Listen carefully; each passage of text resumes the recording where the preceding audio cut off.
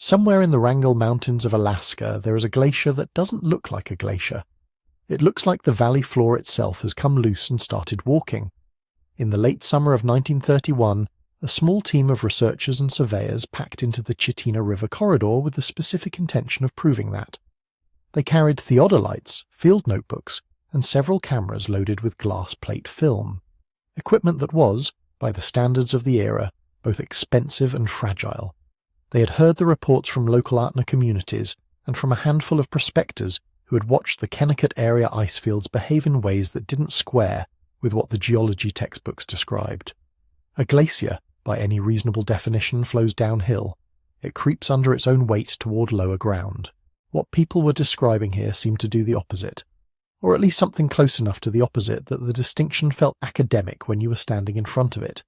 The glacier they were studying had no single official name in 1931, though field notes from that period used terms like the dark flow and the debris mass, interchangeably with rougher descriptors that surveyors tended to use when the landscape wasn't cooperating.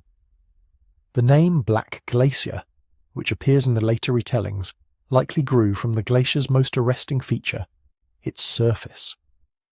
Unlike the clean blue-white fields most people picture when they hear the word glacier, this one was buried under a thick mantle of rock debris, pulverized shale, and dark sediment that had accumulated over decades of movement and abrasion.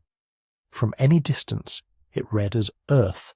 Only at its margins, where pressure occasionally forced cleaner ice to the surface. Could you confirm you were looking at glacial mass at all? The team noted this in their reports with something that reads, between the formal lines, like unease. The expedition itself was loosely organized by academic standards.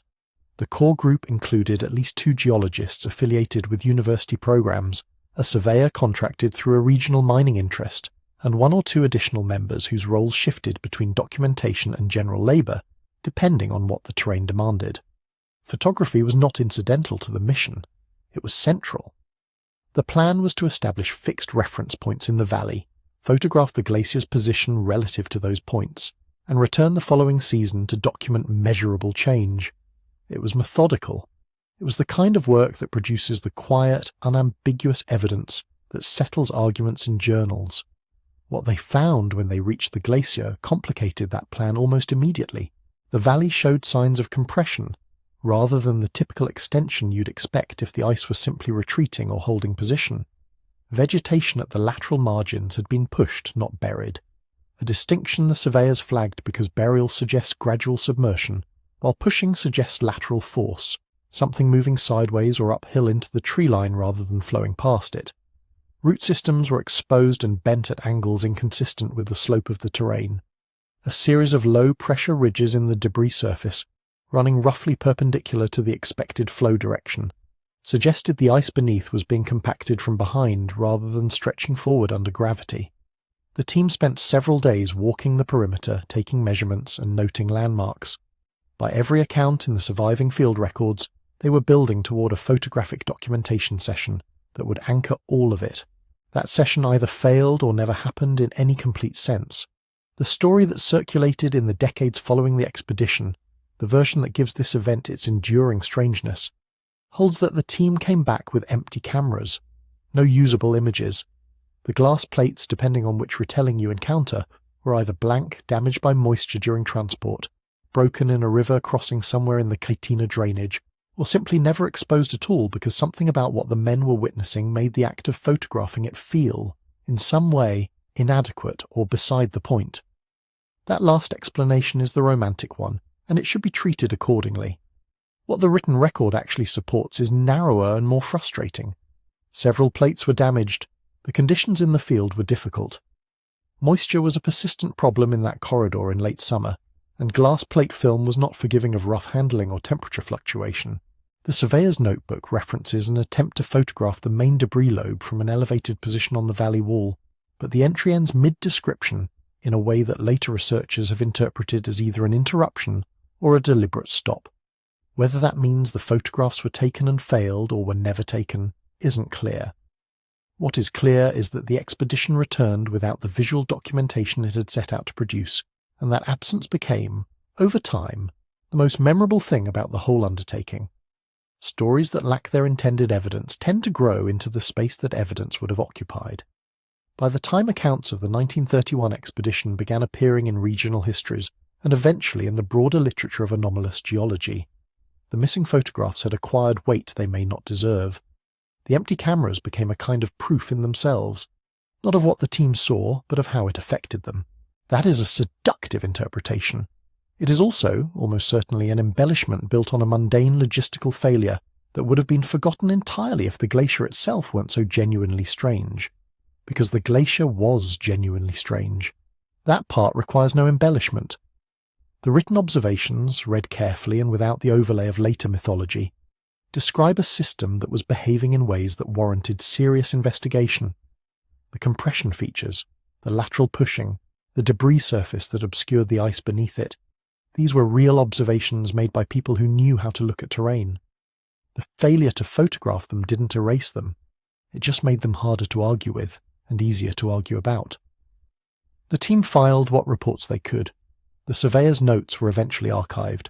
The geologists, by most accounts, returned to their respective institutions, and if they wrote up the expedition formally, those papers haven't surfaced in any widely accessible collection.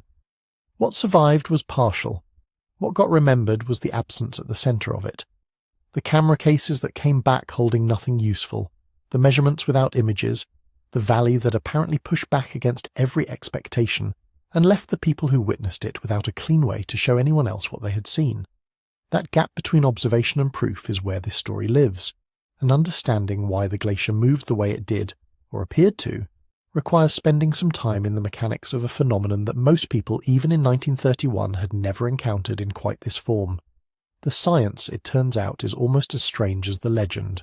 A debris-covered glacier, what glaciologists now categorize formally as a rock glacier, or a heavily mantled valley glacier depending on its ice content, does not behave the way the word glacier implies to most people. The image most people carry is of slow, grinding, inevitable forward motion, downhill, always downhill. What the 1931 team was watching, and what modern researchers have documented repeatedly in the Wrangell and Chugach ranges, is something more complicated. Under certain conditions of valley geometry, debris load, and internal pressure, a glacier can appear to advance laterally, to push upslope at its margins, and to move in directions that feel wrong relative to the surrounding terrain. It isn't reversing, but it can look with startling conviction like it is. The valley shape matters enormously. When a glacier flows into a narrowing valley corridor, or when a side lobe encounters a curve in the bedrock beneath it, the ice compresses. Pressure that was moving forward has nowhere forward to go. It redistributes, upward, outward, sideways. The margins of the glacier press into the valley walls with a force that doesn't feel like retreat or advance, but like something swelling from within. Trees get pushed rather than buried. Root systems angle away from the glacier's edge at geometries that don't match the slope of the ground, because the force arriving at them isn't coming from above, it's coming from the side.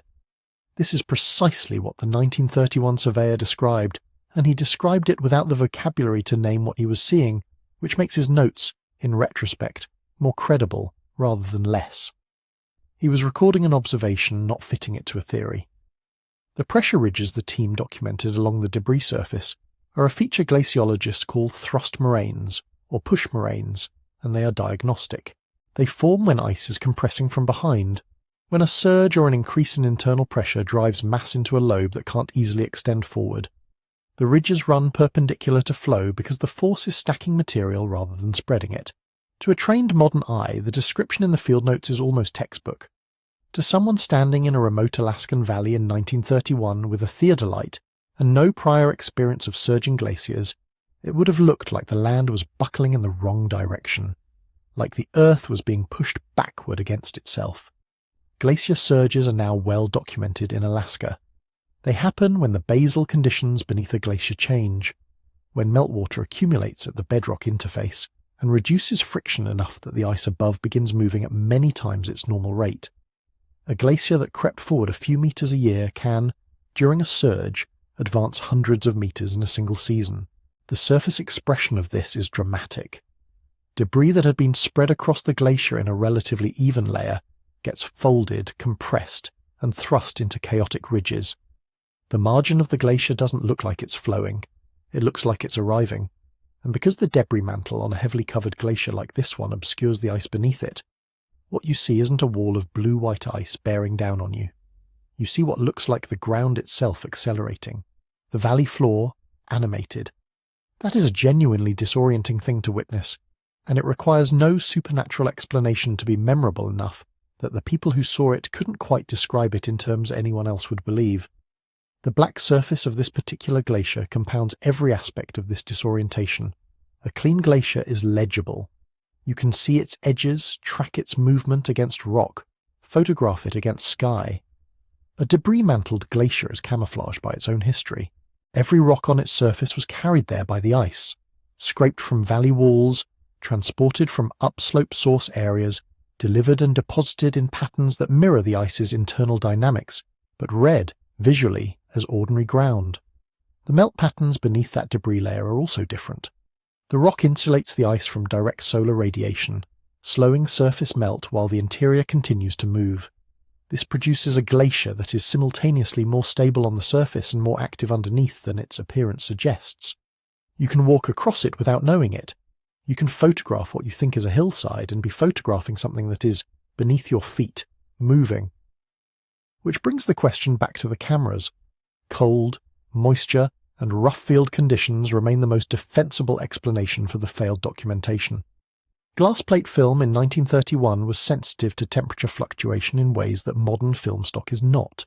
The Cetina corridor in late summer is not a gentle environment. Temperatures can swing dramatically between night and day, and the river crossings that any expedition in that drainage necessarily made would have exposed equipment to exactly the kind of moisture that ruins glass plates before they ever reach a darkroom. A plate that was exposed correctly in the field could return blank if the emulsion was compromised during transport. A plate that was never exposed at all looks identical to one that was.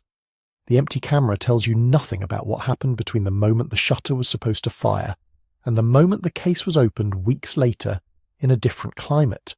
There is also the more straightforward possibility, unglamorous but worth stating, that the team simply ran short of usable plates in the field, that breakage and prior failures consumed their stock before they reached the documentation moment they had planned for, and that the written record reflects the embarrassment of a methodological collapse rather than any deliberate withholding. Expeditions fail. Equipment fails. The absence of photographs does not require an explanation proportional to the strangeness of what was being photographed. Modern glaciologists studying the Wrangell and Chugach systems have documented surging behavior, anomalous marginal advance, and debris dynamics that match the 1931 descriptions closely enough to suggest the team was observing a real and scientifically significant event. Not a hoax, not a hallucination, and not a reversal of natural law. What remains genuinely uncertain is the precise condition of the glacier at that moment, whether it was mid-surge or entering one, and what the valley's bedrock geometry was doing to redirect that energy into the lateral pushing behavior the surveyors found so difficult to explain. What is not uncertain is this: extreme landscapes produce real phenomena that resist easy documentation, and the gap between witnessing something and proving it is where most expedition legends are born. The 1931 team came back without their photographs. The glacier stayed in its valley, doing what debris-covered surging glaciers do, indifferent to the argument it had started. If anything about this story deserves to stay with you, it's that the world contains processes strange enough to seem impossible, and the honest response to them isn't myth, it's closer attention. If you've encountered another account of anomalous glacier behavior, or know of expeditions that came back with similar gaps in their record, the comments are worth using. These stories don't improve with silence.